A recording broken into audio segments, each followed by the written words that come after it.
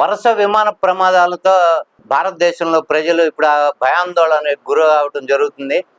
రీసెంట్గా మనకి అహ్మదాబాద్లో లండన్ వెళ్తున్న బోయింగ్ 787 అది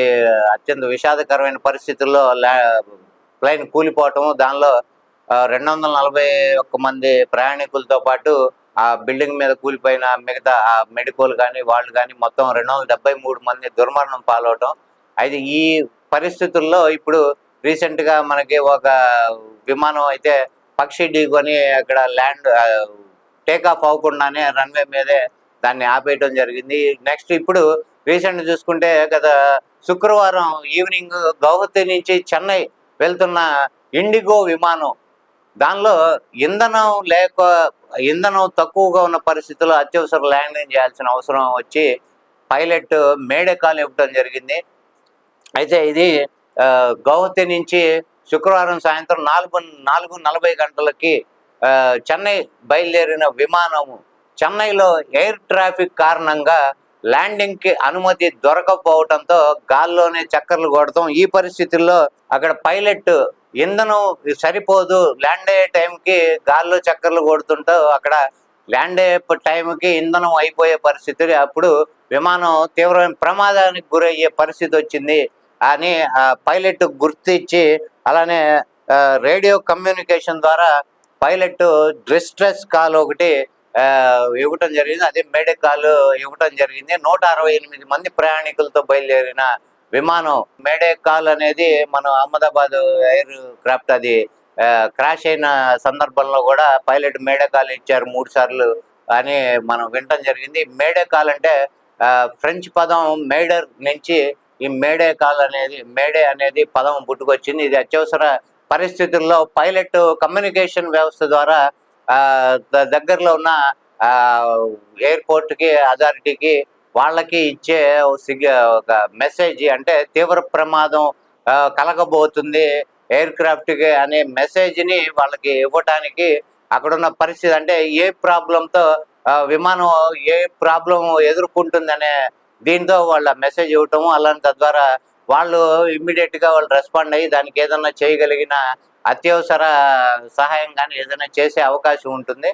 ఈ మేడే కాల్ కూడా ఇవ్వడంతో అక్కడ చెన్నైలో ల్యాండింగ్కి ట్రాఫిక్ ఎక్కువైపోయి ఎయిర్పోర్టులో రన్వే ట్రాఫిక్ ఎక్కువయ్యి దీనికి ల్యాండింగ్కి అనుమతి ఇవ్వలేకపోవటం, అలానే అప్పుడు ఇమ్మీడియట్గా పైలట్ దగ్గరలో ఉన్న బెంగళూరు ఎయిర్పోర్ట్ అథారిటీని కన్సల్ట్ అవటము, వాళ్ళ అత్యవసర ల్యాండింగ్కి అనుమతించడంతో అక్కడి నుంచి బెంగళూరు కెంపేగౌడ విమానాశ్రయంలో దీన్ని అత్యవసరంగా ల్యాండ్ చేయటము, అట్లానే అక్కడ ఇంధనం మళ్ళీ నింపుకొని అటు నుంచి మళ్ళీ రాత్రి 8:40 గంటలకి తిరిగి చెన్నైకి సురక్షితంగా ల్యాండ్ అవటము విమానం. అలానే అందులో ఉన్న 160 మంది ప్రయాణికులు కూడా సురక్షితంగా వాళ్ళు గమ్యస్థానానికి చేరటం జరిగింది. అయితే ఈ నేపథ్యంలో మనం ఇటువంటి ఫ్లైట్ సంబంధించిన విమానాలకు సంబంధించి సాంకేతికంగా అంటే టెక్నికల్ ప్రాబ్లమ్స్ కానీ ఇలా ఇంధనం తక్కువగా ఉండి గాల్లోనో లేకపోతే ఎక్కడైనా ఇట్లానే ఎమర్జెన్సీగా ల్యాండింగ్ అవలేని పరిస్థితుల్లో అక్కడ గాల్లో చక్కర్లు కొట్టే పరిస్థితులు ఏర్పడినప్పుడు ఇంధనం తొందరగా అయిపోవటం కానీ, ఈ పరిస్థితుల్లో ఎయిర్ క్రాఫ్ట్స్ యొక్క పరిస్థితి ఎలా ఉంది, అలానే ప్రయాణికుల భద్రత ఎంతవరకు వీళ్ళు కనిపెట్టుకొని ఉన్నారు, ప్రయాణికుల భద్రతకి ఎంతవరకు వీళ్ళు ప్రాధాన్యత ఇస్తున్నారు అనేది ఇప్పుడు చర్చనీయాంశంగా మారింది. భారతదేశంలో ఇండిగో అనేది ఒక ప్రైవేట్ జెట్ ఎయిర్లైన్స్, అలానే ఎయిర్ ఇండియాలో కూడా మొన్న జరిగిన విమాన ప్రమాదం తర్వాత డైరెక్టర్ జనరల్ ఏవియేషన్ కౌన్సిల్ వాళ్ళు దీని మీద ఒక 3 అధికారులని సస్పెండ్ చేయటం, దీన్ని బాధ్యులుగా గుర్తించి అలానే సాంకేతికంగా ఈ విమానాల పరిస్థితి కానీ దీనికి కానీ ఒక అధ్యయనం చేసి ఒక కమిటీని వేసి దాని మీద ఈ ఎయిర్ ఇండియాకి సంబంధించినవి కానీ మిగతా వాటివి కానీ ఆయా విమానాల యొక్క సాంకేతిక లోపాలు కానీ ఇంజన్లో పరిస్థితులు కానీ ఎటువంటివైనా వాటి మీద ఒక అధ్యయనం చేసి సమగ్రంగా రిపోర్ట్ ఇవ్వాలని ఒక కమిటీని వేయటం అయితే జరిగింది. ఈ కమిటీ సమగ్రంగా ఇప్పుడు ఇండియాలో నడుస్తున్న ఎయిర్వేస్ అన్ని, అంటే ప్రైవేట్ అవనండి ఇటు అన్నీ, అంటే ఇప్పుడు భారత ప్రభుత్వం కింద అయితే ఎటువంటి ఎయిర్వేస్ నడవట్లేదు. ఎయిర్ ఇండియా, టాటా వాళ్ళకి భారతదేశం అప్పచెప్పడం జరిగింది. అలానే ఎయిర్ ఇండియా కానీ, ఇటు ఇండిగో కానీ, విస్తారా కానీ, తర్వాత మనకి స్పైస్ జెట్ కానీ, ఇటువంటి విమానాలన్నీ వాటి యొక్క విమానాల యొక్క సాంకేతిక పరిస్థితి ఎలా ఉంది, టెక్నికల్గా అవి ఇంజన్లో ప్రాబ్లమ్స్ కానీ ఇంకా ఏదైనా కానీ ఇటువంటివన్నీ మొత్తం సమగ్రంగా వాళ్ళు వీటి మీద ఇన్స్పెక్ట్ చేయటము, ప్రతి ఒక్క ఎయిర్ జెట్ని వాళ్ళు సమగ్రంగా ఇన్స్పెక్షన్ చేసి వాటి యొక్క లోటుపాట్లు అన్నీ వాళ్ళు అధ్యయనం చేసి దీనికి సమగ్రంగా ఈ రిపోర్ట్ మొత్తం ఇవ్వటం, అలానే దానికి సంబంధించిన చర్యలు ఎయిర్వేస్ యొక్క కంపెనీస్ వాటి మీద ఎటువంటి చర్యలు తీసుకుంటారు, వాటికి ఎటువంటి సాంకేతికత కానీ ఏదైనా లోపాలు కానీ సరిదిద్దుకుంటారు అనేది ఒకసారి మనం చూడాలి. ఈ రకంగా మనం ఈ లోటుపాట్లు కానీ ఈ ఎయిర్ జెట్లు యొక్క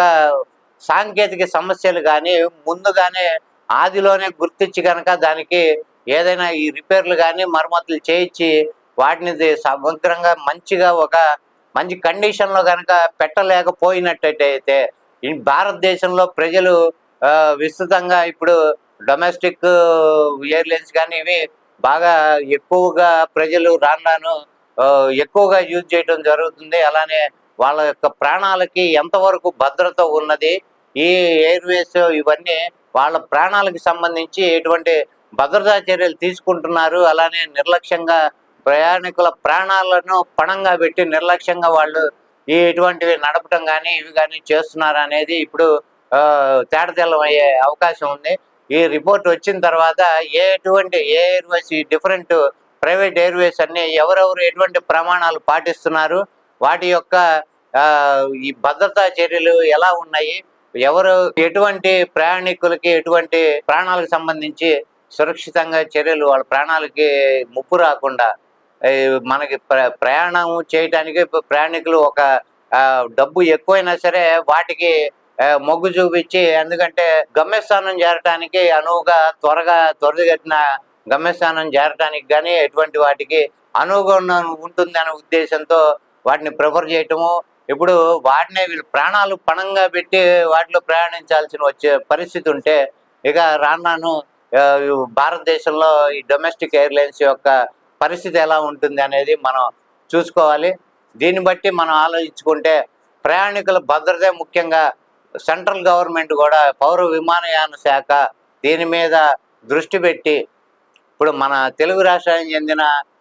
కింజరపు రామ్మోహన్ నాయుడు ఆయన పౌర విమానయాన శాఖ మంత్రిగా ఉన్నారు, క్యాబినెట్ ర్యాంకు. ఆయన కానీ మన భారత ప్రభుత్వం కానీ ఇటువంటి విమానాల పట్ల వాటి భద్రత పట్ల అత్యంత శ్రద్ధతో ఇటువంటివి కనుక చర్యలు కానీ ఇటువంటివి చేపట్టి వాటికి సాంకేతికంగా వాటి పరిస్థితి ఎలా ఉందనేది వీళ్ళు ఒకసారి మొత్తం క్షుణ్ణంగా పరిశీలించి ప్రయాణికుల ప్రాణాలతో చెలగాటం ఆడకుండా వాళ్ళ వల్ల ఏంటంటే మనకి దేశానికి కానీ వివిధ రాష్ట్రాలకు కానీ ఏదైనా రెవెన్యూ కూడా అధికంగా వచ్చే ఒక రంగం కాబట్టి అది అలానే ప్రయాణికులు కూడా సురక్షితంగా వాళ్ళ గమ్యస్థానం చేరేటట్టు చర్యలు తీసుకోవాల్సిన బాధ్యత వీళ్ళకి ఎంతైనా ఉంది కాబట్టి ఈ రకంగా చర్యలు తీసుకుంటారని మనం ఆశిద్దాము.